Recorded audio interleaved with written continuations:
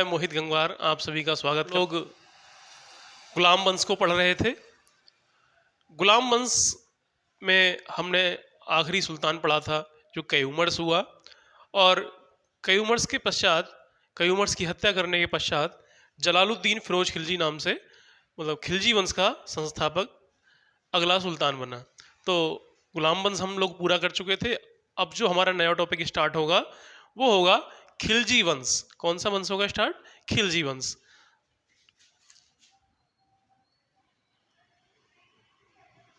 खिलजी वंश, देखिए खिलजी वंश का जो टाइम पीरियड रहा है वो जहां गुलाम वंश समाप्त होगा 1290, यहाँ से ये खिलजी वंश का समय प्रारंभ होगा, और 1290 से लेकर के 1320 ईस्वी तक का जो समय है वो है खिलजी वंश का।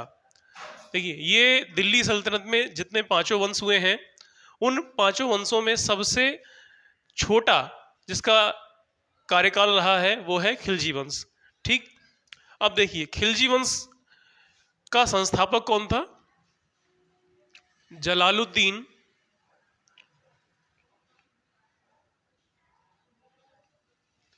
फिरोज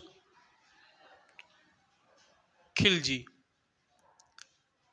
जलालुद्दीन फिरोज खिलजी, ठीक है, ये इस वंश का संस्थापक था। और इसका टाइम पीरियड कब से कब तक रहेगा? 1290 से 1296 ईस्वी तक ये समय है किसका? जलालुद्दीन फिरोज खिलजी का। देखिए खिलजी वंश में मात्र 4 शासक होंगे: जलालुद्दीन फिरोज खिलजी, अलाउद्दीन खिलजी, मुबारक शाह खिलजी और नसरुद्दीन खुसरो शाह। ठीक, ये टोटल 4 शासक हुए हैं खिलजी वंश में। तो इनमें सबसे पहला शासक जलालुद्दीन फिरोज खिलजी है हमारा। देखिए लास्ट क्लास में हम लोगों ने पढ़ा था जलालुद्दीन फिरोज खिलजी किस प्रकार से उसने सत्ता हथियाई, है ना। देखिए मैंने लास्ट क्लास में आप लोगों को बताया था कि बलबन की मृत्यु के बाद जब कैकूबाद अगला सुल्तान बना, और कैकूबाद के ऊपर जो नसरुद्दीन, मतलब जो एक दिल्ली का कोतवाल था फखरुद्दीन का दामाद नसीरुद्दीन था, जो दिल्ली का दादबेग था, और उसका प्रभाव पूर्णतः किस पर था? कैकूबाद पर। बाद में जब कैकूबाद की मुलाकात अपने पिता से होती है जो बंगाल का सूबेदार था और जिनका नाम बुगरा खां था, वो उनको समझाते हैं कि शासन और प्रशासन पर अपना नियंत्रण स्थापित करें और जो निजामुद्दीन है इससे थोड़ा दूर रहें। बाद में आकर के निजामुद्दीन की हत्या कर दी जाती है, मतलब सुल्तान की आज्ञा से निजामुद्दीन को विष दे करके मार दिया जाता है। निजामुद्दीन जब मर जाता है तो प्रशासन में कुछ परिवर्तन होते हैं, है ना। यहीं से उत्कर्ष प्रारंभ हो जाता है किसका? जलालुद्दीन फिरोज खिलजी का। जलालुद्दीन मतलब जब नसरुद्दीन की हत्या कर दी जाती है तो जलालुद्दीन फिरोज खिलजी जो था इसको समाना के स्थान पर वरण का सूबेदार बना दिया जाता है या इक़्तिदार बना दिया जाता है, और उसके पश्चात इसको आरिज ए ममालिक का पद दे दिया जाता है। कौन सा पद दिया जाता है? आरिज ए ममालिक का। और बाद में देखा आपने जब कैकूबाद को लकवा मार जाता है तो उसके बाद ये कयूमर्स को सुल्तान बनाता है, और कयूमर्स का संरक्षक के तौर पे ये शासन भी करता है। और उससे पहले हमने बताया था कि कैकूबाद जब निजामुद्दीन की मृत्यु हो जाती तो उसके बाद क्या होता है, ये जो जलालुद्दीन खिलजी था, ये खिलजी थे, तो इन वैसे ये मूलतः तुर्की ही थे, लेकिन ये बहुत अधिक समय तक अफगानिस्तान में रहे थे।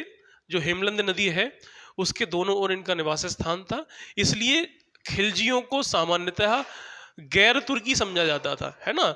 तो हुआ क्या, जब दरबार में ये आरिज-ए ममालिक बना कैकूबाद के समय में, तो इसके विरुद्ध षड्यंत्र रचने प्रारंभ कर दिए अन्य तुर्की सरदारों ने। यहाँ हम ये कह सकते हैं कि इस समय दरबार में 2 गुट बन करके मतलब उभर करके आए।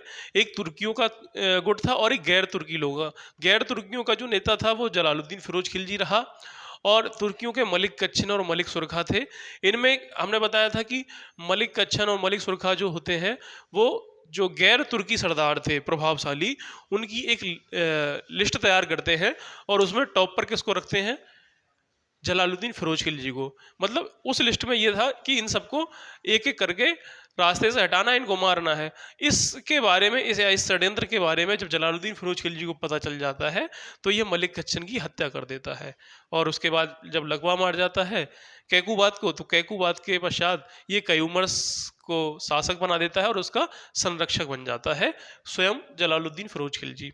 और कुछ माह के पश्चात ये जलालुद्दीन फिरोज खिलजी जो होता है वो कयूमर्स की भी हत्या कर देता है और जो कैकूबाद है उसको वो चादर में लपेट करके तालाब में फेंकवा दिया जाता है। इस तरीके से इन दोनों को मार करके जो अगला सुल्तान बना जलालुद्दीन फिरोज खिलजी बना और इसने एक नए वंश की स्थापना की, खिलजी वंश। इसे खिलजी क्रांति के नाम से भी जाना जाता है। देखिए खिलजी क्रांति इसको इसलिए कहा जाता है, क्रांति का मतलब होता है जो पहले से एक व्यवस्था चली आ रही है उसमें अमूलचूल परिवर्तन कर देना, वो क्रांति कहलाती है ना। तो एक व्यवस्था चली आ रही थी, कह सकते हो कि जातीय श्रेष्ठता पर आधारित व्यवस्था जो हमको गुलाम वंश में देखने को मिलती है। जो तुर्की लोग थे उनमें एक जातीय श्रेष्ठता थी और जब ये खिलजियों का शासन आता है तो वो क्या करते हैं, ये जातीय श्रेष्ठता को छोड़ करके सभी को योग्यता के आधार पर पदों का वितरण करते हैं और इसमें वो भारतीय मुसलमानों को भी सम्मिलित करते हैं, गैर तुर्की लोगों को भी सम्मिलित करते हैं। ठीक है, ये इसीलिए इसको खिलजी क्रांति भी कहा जाता है। अब देखिए जलालुद्दीन फिरोज खिलजी जो था वो 1290 ईस्वी में सुल्तान बना और 1296 ईस्वी तक रहा। इसकी देखो, इसकी एक उपाधि थी शाइस्ता खां। क्या उपाधि थी? शाइस्ता खां। ये उपाधि है किसकी?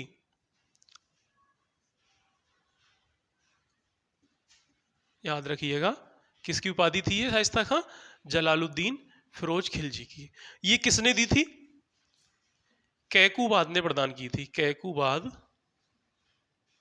ने प्रदान की। ठीक, ये चीज आप नोट करिएगा अपने नोट्स में जरूर, जलालुद्दीन फिरोज खिलजी की उपाधि कौन सी थी। ठीक है, अब देखिए, अब जलालुद्दीन फिरोज खिलजी जब सुल्तान बना तो इसने अपना राज्याभिषेक कहाँ कराया, है ना? तो राज्याभिषेक कहाँ कराया? कैलूगढ़ी।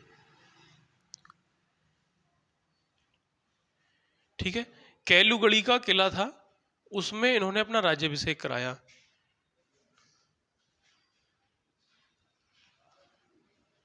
राज्याभिषेक कहां पर हुआ इसका? कैलूगढ़ी में। कैकूबाद जो था, कैकूबाद जब नया नया सुल्तान बना था और उसके बाद वो बहुत ज़्यादा भोग विलास का जीवन व्यतीत कर रहा था, तो उसने मतलब अपने आनंद के लिए एक अलग यमुना के नदी के किनारे एक अलग महल बनवाया था। उस महल का नाम था कैलूगढ़ी। ठीक है, उसी महल में इसने अपना राज्याभिषेक करवाया। किसने?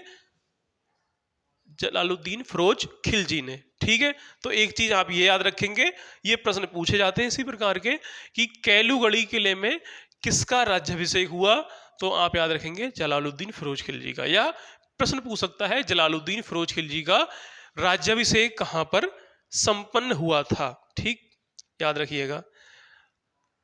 अब देखिए, ये जो सुल्तान बना, ठीक है, ये 1 वर्ष तक दिल्ली नहीं आया, मतलब कैलूगढ़ी के किले में ही रहा, दिल्ली की ओर नहीं आया, क्योंकि इसको पता था जो तुर्की सरदार हैं वो एकदम से हमको स्वीकार नहीं कर पाएंगे, इसीलिए इसने दिल्ली में 1 वर्ष तक कदम नहीं रखा। और बाद में जो दिल्ली के कोतवाल फखरुद्दीन और अन्य सरदारों के निमंत्रण पर यह दिल्ली आया 1 साल के पश्चात, और आने के पश्चात इसने राज सिंहासन पर बैठने से इनकार कर दिया। उसने कहा देखिए यहाँ पर जो था माफ कीजिएगा, हमारे जो सुल्तान बलबन बैठते थे और आज भी मेरे दिल में उनका खौफ, उनका सम्मान है, इसलिए मैं उस सिंहासन पर नहीं विराजमान हो सकता जिस सिंहासन पे मेरे सुल्तान बैठे थे। ऐसे जब शब्दों का प्रयोग इन्होंने जलालुद्दीन फिरोज खिलजी ने किया तो जो तुर्की सरदार थे और अन्य जो दिल्ली की जनता थी वो उसका व्यवहार जलालुद्दीन फिरोज खिलजी के प्रति थोड़ा नर्म हो गया और उन्होंने इनको सुल्तान के रूप में स्वीकार किया। जलालुद्दीन फिरोज खिलजी ने सिंहासनारोहण के पश्चात में जो अन्य तुर्की सुल्तान थे उनके साथ भी सामंजस्य बनाने की प्रक्रिया प्रारंभ की, और उनको सभी को प्रशासनिक पदों से हटाया नहीं, कुछ को उच्च पदों पर आसीन रहने दिया। जैसे अलाउद्दीन बलबन के समय में जो फखरुद्दीन था वो दिल्ली का कोतवाल था, उसको दिल्ली का कोतवाल रहने दिया। और जो ख्वाजा खतीर जो थे वो वजीर थे, उनको वजीर के पद पर रहने दिया गया। और अन्य नियुक्तियां भी इन्होंने कुछ अपने समर्थकों की भी बड़े पदों पर, उच्च पदों पर नियुक्तियां की। इनमें इन्होंने अपने 3 पुत्रों को, एक को खान खाना की उपाधि, जो सबसे बड़ा पुत्र था इख्तियारुद्दीन जिसका नाम था, उसको खान खाना की उपाधि दी इन्होंने। एक को इन्होंने अरकली खां की उपाधि दी, एक को कद्र खां की उपाधि दी। ये इन्होंने अपने तीनों पुत्रों को उपाधियां दी। एक बलबन का भतीजा जिसका नाम मलिक छज्जू था, मलिक छज्जू को इन्होंने कड़ा और मानिकपुर का सूबेदार बनाया या इख्तियारदार बनाया। तो एक आपको जो महत्वपूर्ण नियुक्ति है वो एक याद रखनी है, कड़ा और मानिकपुर का, कड़ा और मानिकपुर, मानिकपुर का इख्तियारदार किसको बनाया गया? मलिक छज्जू को। ठीक है, ये एक महत्वपूर्ण नियुक्ति हुई। और ये मलिक छज्जू व्यक्ति कौन था? ये बलबन का भतीजा था। ठीक है, इसको भी इन्होंने महत्वपूर्ण पद पर नियुक्ति दी। और इन्होंने अपने एक भाई यगरस खां को नायब मुमलिकात बनाया। ठीक है, और इन्होंने अपने जो भतीजों, एक अलाउद्दीन खिलजी और दूसरा अलमास बेग नाम था उसका, ठीक है, इन दोनों को भी महत्वपूर्ण पदों पर नियुक्त किया। और इन्होंने अहमद चप, जो इनका रिश्तेदार लगता था, मतलब कह सकते हो, उसको अमीर हाजिब का पद दिया। ठीक है, अहमद चप। ठीक है, तो आपको इतनी सारी महत्वपूर्ण नियुक्तियां याद नहीं रखनी। ठीक है, आप इसको याद रख लेना थोड़ा सा, कड़ा और मानिकपुर को। क्यों रखना है इसको याद? देखिए मैंने इसको भी लिखा क्यों, क्योंकि मलिक छज्जू जो है वो कुछ समय बाद विद्रोह करेगा, तो आपको इसलिए इसका नाम याद रखना है मलिक छज्जू का। बाकी ये जो और बाकी महत्वपूर्ण नियुक्तियां की हैं, इनसे प्रश्न नहीं पूछे जाते बहुत ज़्यादा। मलिक छज्जू से पूछा जाएगा, मलिक छज्जू के बारे में पूछा जाएगा, या पूछा जाएगा मलिक छज्जू का विद्रोह किस सुल्तान के समय में हुआ, इसलिए आपको मैंने यहाँ पर ये नोट किया है। ठीक, अब देखिए जलालुद्दीन जब सुल्तान बना था तो उस समय उसकी आयु 70 वर्ष हो चुकी थी। कितने वर्ष हो चुकी थी? 70 वर्ष। ठीक है, ये व्यक्ति बूढ़ा हो चुका था। ठीक, 70 वर्ष की आयु में इन्होंने क्या किया, ये वैसे बड़ा योग्य सेनापति था, क्योंकि जब बलबन की सेना में ये भर्ती हुआ था तो इसने मंगोलों से बड़े बड़े युद्ध लड़े और उनमें सफलताएं प्राप्त की थी, तो ये योग्य सेनापति तो था। लेकिन सुल्तान बनने के पश्चात इसने जो कह सकते हैं कठोर शासन प्रणाली को ना अपना करके, मतलब जो बलबन के द्वारा एक स्थापित की गई प्रणाली थी, है ना, उसकी जगह पर उन्होंने रक्तपात वगैरह से ये बहुत ज़्यादा घृणा करने लगा। एक तरीके से बहुत ही ज़्यादा सॉफ्ट नीति को इन्होंने अपना लिया, है ना। किसने? जलालुद्दीन खिलजी ने। मतलब इतनी ज़्यादा लोगों के प्रति ये अपना नज़रिया इन्होंने नम्न कर लिया कि अगर कोई विद्रोह भी कर देता तो ये उसको भी माफ़ कर देते थे। तो जिस कारण से क्या हुआ, ये इनकी सबसे बड़ी कमजोरी सिद्ध हुई, है ना। ये जो था हिंदुओं के प्रति भी थोड़ा सा नम्र व्यवहार करता था। इन्होंने बलात् धर्म परिवर्तन पर भी रोक लगाने का प्रयास किया, है ना। और ये जो था, इसके समय में फिर क्या हुआ, जब इन्होंने इस प्रकार की नीति को अपनाया जलालुद्दीन फिरोज खिलजी ने, तो इनके समय में विद्रोह भी होने लगे। तो सबसे पहला जो विद्रोह हुआ इनके समय में वो मलिक छज्जू ने किया। तो हाँ, हम लिख सकते हैं, ये थोड़ा सा मिटाऊंगा मैं।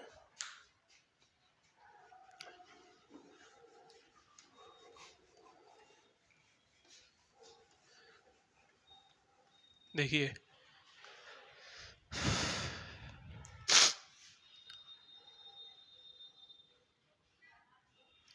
विद्रोह। एक मलिक छज्जू का विद्रोह हुआ है, मलिक छज्जू का विद्रोह।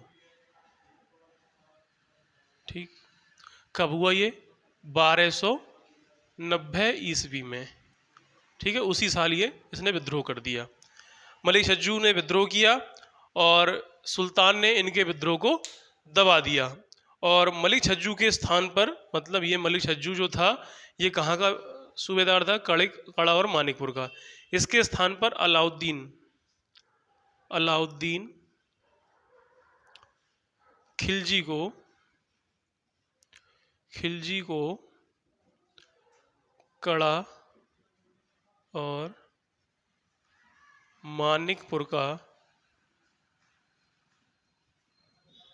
इक़्तिदार बनाया गया।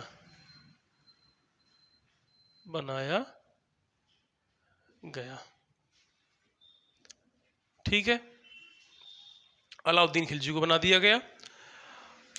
और मलिक छज्जू जो था, मलिक छज्जू ने विद्रोह किया था और जब ये पराजित हो गया, इसको पकड़ के लाया गया। इसका जो पुत्र था अरकली खां, वो पकड़ के लाए। तो ये बड़ी बेचारा दयनीय स्थिति में आया, फटे हाल था, कपड़े उपड़े सब फटे पड़े थे और बहुत ही ज़्यादा गंदा सा, मतलब दयनीय स्थिति थी मलिक छज्जू की। तो जब इसे सुल्तान के सामने पेश किया गया तो सुल्तान इसको देख करके, मतलब सुल्तान को दया आ गई और उसने इसे माफ़ कर दिया। ठीक है, समझ सकते हो आप, एक जो व्यक्ति है जिसने विद्रोह किया है सुल्तान के विरुद्ध और सुल्तान उसको माफ़ कर दे, ऐसे उदाहरण देखने को बहुत ही कम मिलते हैं, है ना। तो मलिक छज्जू को इन्होंने माफ़ कर दिया और इसको अरकली खां जो उसका पुत्र था उसके साथ इन्होंने भेज दिया मुल्तान। ठीक है, अब आगे इसके समय में और भी विद्रोह होने लगे। इसकी उदारता के कारण क्या हुआ? देखो, जलालुद्दीन दिल्ली सल्तनत का ऐसा पहला शासक था जिसने अपने विरोधियों को भी संतुष्ट करने का प्रयास करने लगा था ये। और जब ऐसी स्थिति आई तो विरोधियों के जो हौसले थे वो और ज़्यादा बढ़ गए, है ना। इसी कारण से क्या हुआ, इसके जब ये रणथंभौर अभियान पर गया हुआ था, है ना, तो कुछ लोगों ने इसको मारने का प्रयास किया। इनमें जो सबसे प्रमुख षड्यंत्रकर्ता निकल के आया ताजुद्दीन कूची था। ताजुद्दीन कूची ने इनको मारने का प्रयास किया, लेकिन इनको भी बाद में माफ़ कर दिया गया। इसके समय में इन्होंने ठगों का दमन किया। दिल्ली के आसपास लगभग 1000 ठग पकड़े गए और इनको दंडित नहीं किया गया। इनको नाव में बिठा करके लखनौती भेज दिया गया, मतलब बंगाल भेज दिया गया। ठीक है, इनको भी कठोर दंड नहीं दिया गया। लेकिन जलालुद्दीन के समय में एक सूफी संत थे सिद्दी मौला, ठीक है, उनके प्रति इसका बड़ा व्यवहार परिवर्तित रहा।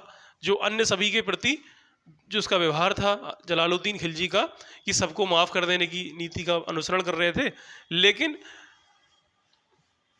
इनके प्रति इन्होंने कठोर कार्रवाई की और इनको मृत्यु दंड दिया। ठीक है, सिद्दी मौला, ठीक है, को मृत्यु दंड। ये जो था सिद्दी मौला, ये ईरान का निवासी था। कहाँ का निवासी था? ईरान का निवासी था। ठीक, और ये शेख फरीदुद्दीन गंजे शंकर का शिष्य था।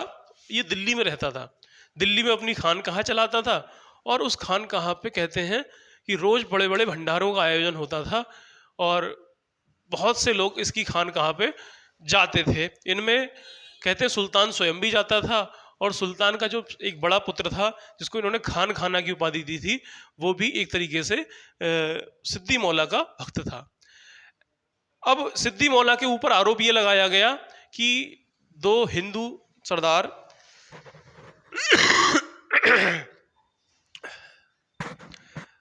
जिनका एक का नाम था उसमें हाथिया पायक और दूसरे का नाम था निरंजन कोतवाल, इन्होंने षड्यंत्र रचा है सुल्तान के विरुद्ध।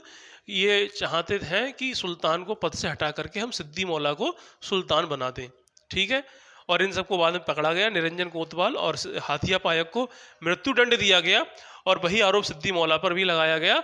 जबकि जो बर्नी है, जो राइटर है बर्नी, वो ये कहता है कि जो सिद्दी मौला थे वो निर्दोष थे। ठीक है, और इनको जब मृत्युदंड दिया जाता है तो इनके पहले पैर की नसें काटी जाती हैं, उसके बाद इनको हाथी के पैर के नीचे कुचलवा दिया जाता है। और बरनी ऐसा भी वर्णन करता है, जब इनको हाथी नीचे पैर के नीचे कुचलवाया जाता है इनकी मृत्यु होती है। उसके पश्चात बहुत आंधी तूफान आता है, बड़ी विपत्ति आती है, और कुछ समय पश्चात उनका जो जलालुद्दीन फिरोज खिलजी का बड़ा पुत्र था खान खाना, जिसको खान खाना की उपाधि प्राप्त थी, वो उसकी भी मृत्यु हो जाती है। ठीक है, तो ये जलालुद्दीन फिरोज खिलजी हैं, उनके जीवन में एक माना जाता है कि उन्होंने एक निर्दोष व्यक्ति को मृत्युदंड दिया था। अब इसके समय में मंगोल आक्रमण भी हुए, है ना। अब हम देखेंगे अगला मंगोल आक्रमण।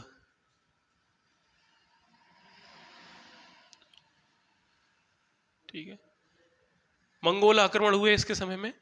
देखिए जो मंगोल थे, है ना, वो समय समय पर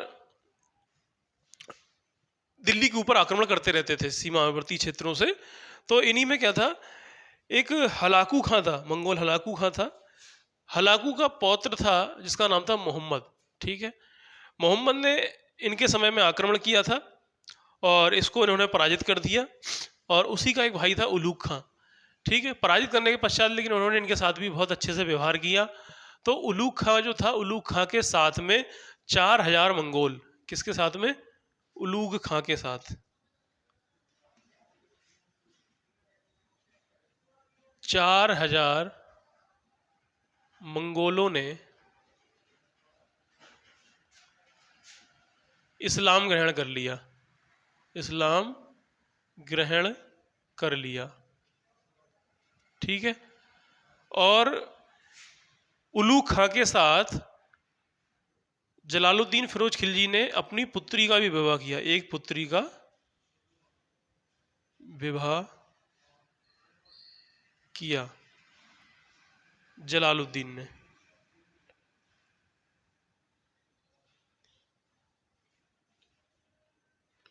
पुत्री का विवाह किया किसके साथ, उलूग खां के साथ में।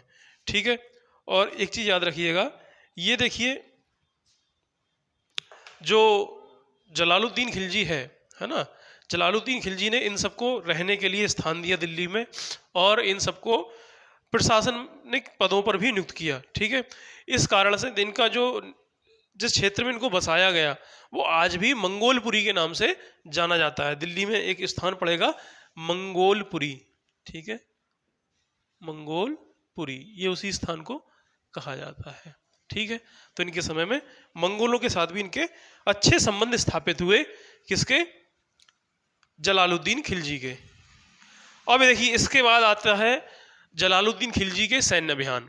तो देखिए सैन्य अभियानों को हम दो भागों में इनके बांट सकते हैं। एक तो जलालुद्दीन खिलजी के द्वारा जो स्वयं सैन्य अभियान किए गए, और दूसरा इसके जो भतीजे के द्वारा, है ना, जिसका नाम था अलाउद्दीन खिलजी, जो अलाउद्दीन खिलजी के द्वारा सैन्य अभियान किए गए, उनको अलग भाग में हम पढ़ सकते हैं। तो हम इसके समय में ही दोनों अभियान हुए हैं।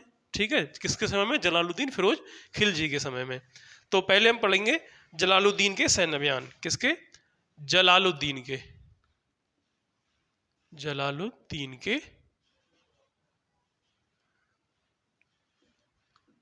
सैन्य अभियान। ठीक है, देखिए जलालुद्दीन ने कोई भी बहुत बड़े बड़े सैन्य अभियान ज्यादा नहीं किए थे, मात्र 2 लड़ाइयां लड़ी इन्होंने, एक रणथंबोर और दूसरा मंडोर। ठीक है, ये 2 युद्ध लड़े हैं मात्र इन्होंने, 2 अभियान किए हैं। ठीक है, रणथंबोर जो था, ठीक है, रणथंबोर का राजा कौन था, हम्मीर देव, हम्मीर देव। ठीक है, हम्मीर देव रणथंबोर के राजा थे। इन्होंने जब रणथंबोर पर आक्रमण किया, किसने, जलालुद्दीन खिलजी ने, तो इसी समय इन्होंने झाइन को जीता। एक स्थान था रणथंबोर के आक्रमण से पहले, झाइन, और यहाँ पर इन्होंने मंदिरों को तोड़ा, और वहाँ पर जो मंदिर में स्थापित मूर्तियाँ थी उनको तोड़ा, और उनको दिल्ली भेजा गया जामा मस्जिद में, उनको उनकी सीढ़ियों के नीचे चुनवाया गया, ताकि जो वहाँ से निकलने वाले मुस्लिम लोग हैं उनके पैरों के नीचे इनकी मूर्तियों को दबाया जा सके, हिंदुओं को अपमानित किया जा सके। रणथंभौर को जो किला था उसको जलालुद्दीन फिरोज खिलजी विजित नहीं कर पाया और ये वापस लौट आया 1291 ईस्वी में। ये जो इसका अभियान था वो असफल रहा और ये वापस लौट आए। ठीक है, रणथंभौर का किला इनसे जीता नहीं गया। माफ करना, थोड़ा सा तबीयत खराब है। मंडौर को इन्होंने जीत लिया था, मंडौर को विजित कर लिया था इन्होंने, जलालुद्दीन खिलजी ने। ठीक है, 1292 ईस्वी में इन्होंने मंडौर को विजित कर लिया था। अब इसके बाद आता है अलाउद्दीन खिलजी के अभियान, है ना। ये तो होगा जलालुद्दीन के, अलाउद्दीन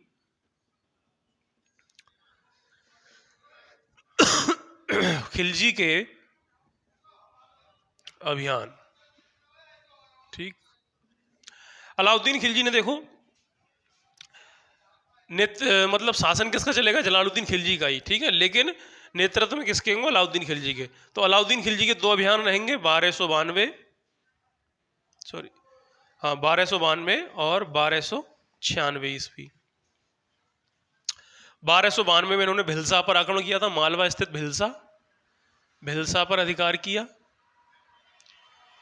ठीक, अधिकार किया।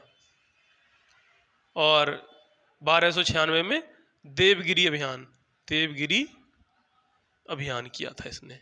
किसने किया था ये, अलाउद्दीन खिलजी ने। अब देखिए इनके बारे में थोड़ा सा मैं विस्तार से बताने का प्रयास करूंगा और एक कहानी के माध्यम से समझाने का आपको प्रयास होगा ताकि आप अच्छे से समझ सकें, रटने की आपको आवश्यकता ही ना पड़े। देखिए, इसने मालवा में स्थित भिलसा पर आक्रमण किया और भिलसा को लूट के लाया। ठीक है, अलाउद्दीन खिलजी। भिलसा का अभियान बहुत ज़्यादा सफल रहा और इससे प्रसन्न होकर के जो जलालुद्दीन खिलजी थे उन्होंने अलाउद्दीन खिलजी को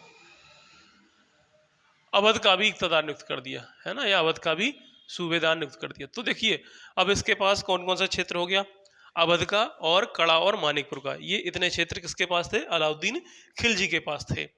इसके पश्चात देखो जब भिलसा अभियान पर गया हुआ था, इससे वहाँ पर ये ज्ञात हुआ कि दक्षिण भारत में एक राज्य है देवगिरी, जो यादव वंश के शासक वहाँ पर शासन कर रहे हैं और वो राज्य दक्षिण में सबसे ज़्यादा संपन्न राज्य है। अगर उसको लूट लिया जाए या वहाँ से धन प्राप्ति कर ली जाए तो जो हमारे जो दिल्ली में बहुत समय तक कोस रिक्त नहीं होगा, है ना उसका। तो ऐसी, और दूसरी चीज़ क्या थी, अलाउद्दीन खिलजी एक बड़ा महत्वाकांक्षी व्यक्ति था, वो स्वयं सुल्तान बनना चाहता था। उसकी एक बार मलिक छज्जू से बात हुई, मलिक छज्जू ने उसको बताया था कि आपका विद्रोह तभी सफल हो सकता है जब आपके पास पर्याप्त धन हो।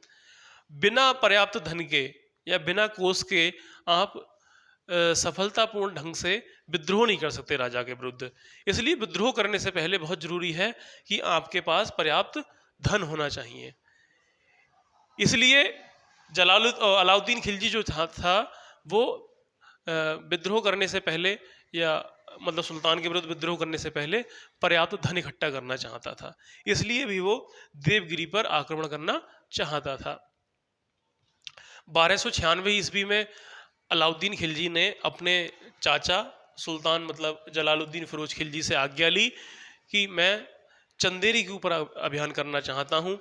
जलालुद्दीन खिलजी ने चंदेरी के ऊपर अभियान करने की आज्ञा दे दी, लेकिन अलाउद्दीन खिलजी ने 8,000 सैनिकों को लेकर के ये दक्षिण भारत की ओर प्रस्थान कर गया और इसने और जो कड़ा मानिकपुर का उस समय वो जो जिम्मेदारी सौंप करके गया वो अलाउल मुल्क को सौंप करके गया। ठीक, अब अलाउद्दीन खिलजी ने देवगिरी की ओर को प्रस्थान किया और रास्ते में एक ऐसी अफवाह फैलवा दी कि अलाउद्दीन खिलजी जो है वो अपने चाचा से नाराज है, इसलिए वो दक्षिण भारत में नौकरी करने जाना चाहता है, इसलिए इसको किसी ने इसका मार्ग अवरुद्ध नहीं किया, ये आसानी से देवगिरी के पास तक पहुंच गया। देवगिरी के पास पहुंचने पर एक स्थान पड़ता था, उस स्थान का नाम था लेसोड़ा का दर्रा बोलते थे उसे, ठीक है। वहां पर कान्हा नाम का एक शासक मिला इसको, उसने इसका विरोध किया, उसने और वहां की जो महिलाएं थीं, ठीक है, उन्होंने भी इसका कड़ा विरोध किया।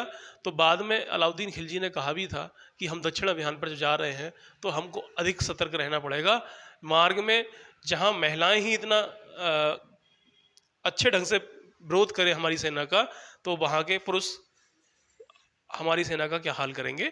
इसलिए उसने अपनी सेना को भी सचेत रहने को कहा। लेकिन जो कान्हा नाम का शासक था वो छोटा सा शासक था, उसको इन्होंने पराजित कर दिया आराम से। और इसके बाद जाकर के इन्होंने सीधे हमला बोल दिया। देवगिरी के जो राजा रामचंद्र देव थे उनके ऊपर हमला बोला।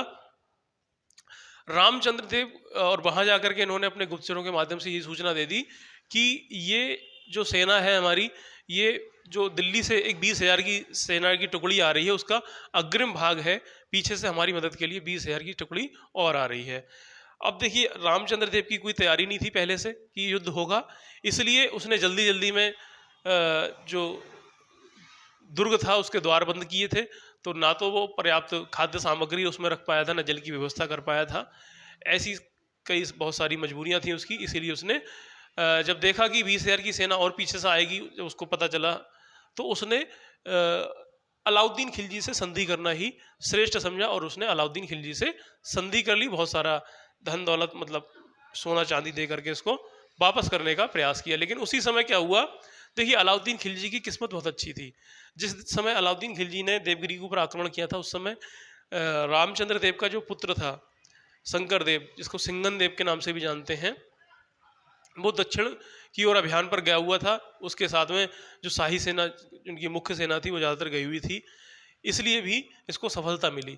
और जब सिंगन देव को पता चलता है तो सिंगन देव आता है और इनके अलाउद्दीन की सेना के ऊपर आक्रमण कर देता है।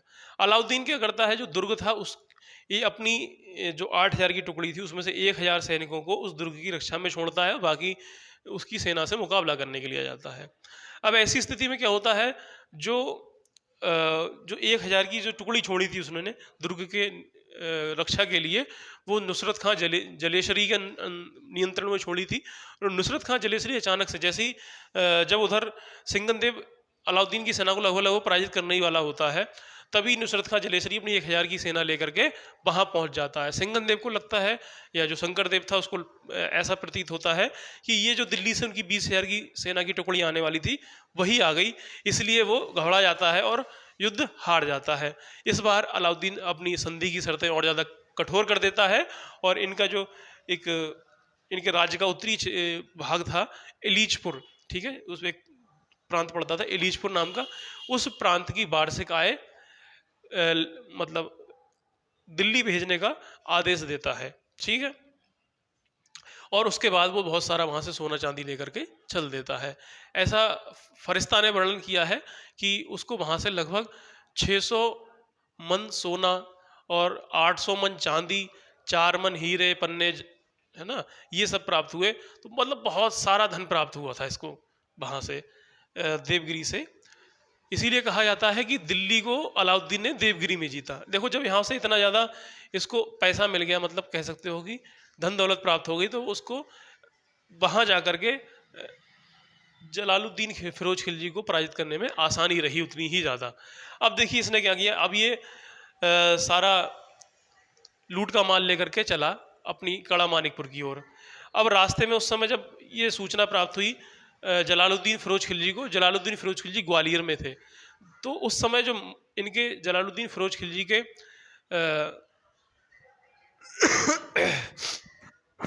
अमीर हाजिब थे अहमद चप, उन्होंने जलालुद्दीन फिरोज खिलजी को समझाया कि सुल्तान आप अलाउद्दीन खिलजी को रास्ते में ही रोकें, चंदेरी के आसपास हम उसको रोक लेते हैं और उसको दंडित करना चाहिए हमको, है ना। लेकिन जलालुद्दीन खिलजी जो होता है वो यहाँ भी अपनी ढुलमुल नीति का प्रदर्शन करता है और वो वापस दिल्ली चला जाता है। कड़ा मानिक पर पहुँच करके अलाउद्दीन खिलजी जो है वो अपने भाई, ठीक है, उसके अलमास बेग जो होता है, ठीक है, उसके माध्यम से सूचना भेजता है किसके पास, या पत्र के माध्यम से सूचित कराता है कि उसको सुल्तान को, जलालुद्दीन खिलजी को, और उससे कहता है कि मैं बहुत ज़्यादा शर्मिंदा हूँ, आपकी बिना आज्ञा के मैंने आक्रमण किया, इसलिए मैं जितना भी लूट में माल प्राप्त हुआ है आपको समर्पित करना चाहता हूँ। लेकिन मैं चाहता हूँ आप कड़ा और मानिक पर पहले मुझसे मिलने आए, तभी मैं दिल्ली आ पाऊंगा, नहीं तो या तो मैं आत्महत्या कर लूंगा या मैं बंगाल भाग जाऊंगा, ऐसा कहते हैं। तो जो अलमास बेग है उसका भाई छोटा, वो सुल्तान को उससे मिलने के लिए राजी कर लेता है और ये भी कहता है कि आप बहुत बड़ी सेना लेकर के ना जाए, हो सकता है कि अलाउद्दीन डर जाए। ठीक। और जो जलालुद्दीन खिलजी है वो अहमद चप के नियंत्रण में अपनी सेना लेकर के निकलता है, उससे सेना से मतलब अहमद चप के नियंत्रण में जो सेना थी उसको स्थल मार्ग से आने को हुक्म देता है और स्वयं जल मार्ग से पहुंचता है कड़ा और मानिकपुर। तब तक क्या होता है, ये कड़ा छोड़ करके गंगा पार करके मानिकपुर पहुंच जाता है। और जो अलमास बेग है वो सुल्तान से नदी पार करने से पहले सुल्तान की जितने भी उसके साथ में अस्त्र शस्त्र होते हैं उनको भी उतरवा के रख लेता है और बहुत कम सैनिकों के साथ उसको नदी पार कराता है। और बाद में वहाँ पर जब वो नदी पार करके जाता है तो अलाउद्दीन खिलजी जलालुद्दीन के पैरों में गिर जाता है। और ये सब ऐसा इस प्रकार का जब माहौल वहाँ हो जाता है तो जलालुद्दीन खिलजी है जो वो उसके हृदय में बड़ी दया उमड़ पड़ती है अपने भतीजे के प्रति, वो उसको उठा करके गले लगाता है। और इतने गले लगाने पर ही क्या होता है, वो अपने सैनिकों को आदेश दे देता है या इशारा करता है और इतने में उसके ऊपर उसकी गर्दन काट दी जाती है। किसकी? जलालुद्दीन फिरोज खिलजी की। जलालुद्दीन फिरोज खिलजी की जब गर्दन कटती है तो भागता है एकदम से, थोड़ा सा पहला जब बार होता है तो वो कहता भी है अलाउद्दीन से, ये धोखेबाज तुम ये क्या कर रहे हो, लेकिन बाद में उसकी गर्दन काट करके बाद में क्या करता है अलाउद्दीन खिलजी उसकी गर्दन काट करके कड़ा, मानिकपुर, अवध इन सब की सीमाओं पर घुमाता है। और इस तरीके से जलालुद्दीन फिरोज खिलजी को मार करके उसका भतीजा और दामाद अलाउद्दीन खिलजी अगला सुल्तान बन जाता है। तो इस प्रकार से जलालुद्दीन फिरोज खिलजी का अंत हो जाता है। ठीक है, ये हो गया जलालुद्दीन खिलजी के बारे में। अब नेक्स्ट क्लास में हम अलाउद्दीन खिलजी के बारे में विस्तार से पढ़ेंगे। जलालुद्दीन खिलजी बहुत छोटा टॉपिक था और अलाउद्दीन खिलजी जो है वो महत्वपूर्ण टॉपिक है, उससे प्रश्न ज़्यादा बनते हैं। ठीक है, तो अगले मिलते हैं हम नेक्स्ट क्लास में, तब तक के लिए नमस्कार, सभी को मेरा प्रणाम।